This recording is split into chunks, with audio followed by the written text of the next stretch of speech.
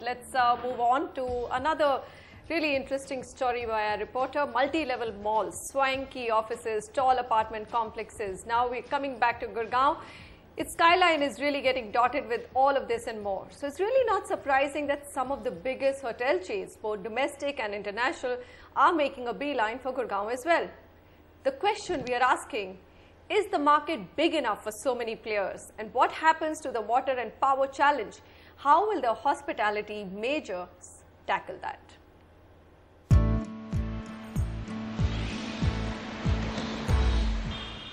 The glitter of the Millennium City Gurgaon is proving to be irresistible now to another big industry, hotels. And why not? On the face of it, numbers look compelling. A recent survey by Knight Frank India indicates that 51% of commercial space of NCR is centered in Gurgaon, while 25% of all upcoming residential units of NCR are in Gurgaon, pointing to a latent business traveller demand.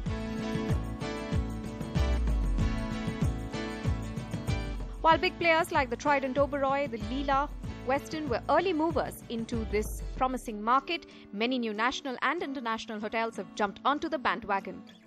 Doubletree by Hilton, Pullman, Central Park, they've been some of the big-ticket launches in the last 12 months, and the Hyatt and Taj Vivanta are preparing to enter the luxury segment later this year.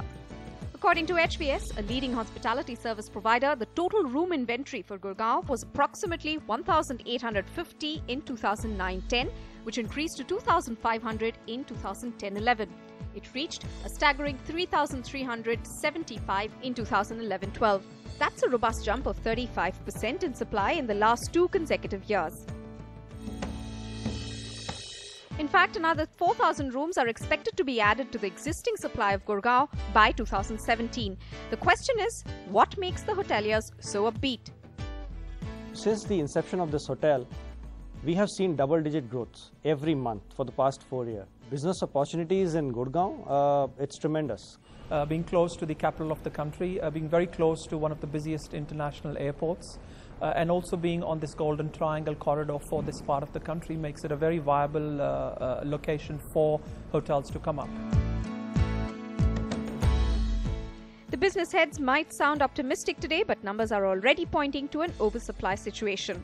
The market-wide occupancy for branded hotels in Gurgaon was approximately 70% in 2009-10, which was more or less maintained in the following year at 71%, but then saw a big drop to 66% in 2011-12. But statistics notwithstanding, when it comes to Gurgaon, there is more than meets the eye. Environmentalists caution that given the frantic pace of development, the city's water table could hit rock bottom very soon.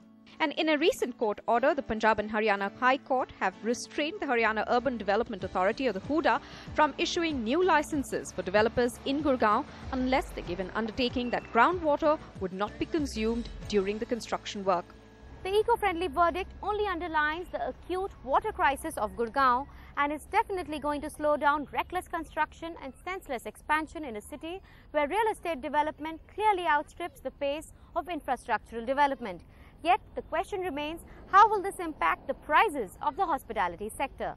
Unlike Delhi, which has the luxury of having a river, the river Yamuna, giving its water, Gurgaon doesn't have that luxury, and the unintended impact of that would be that prices of residential will go up, prices of whatever is available in Gurgaon, hospitality, etc., would go up. The so-called glittering city, which will get dotted with many, many more luxury and super luxury hotels, will have to tread now with care. And the hospitality sector, upbeat about Gurgaon, may perhaps need to look beyond the top-down numbers.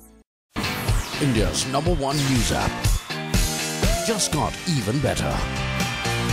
Download NDTV's new app. Fully optimized for Retina display. Full screen view. Faster response time. And Sudoku.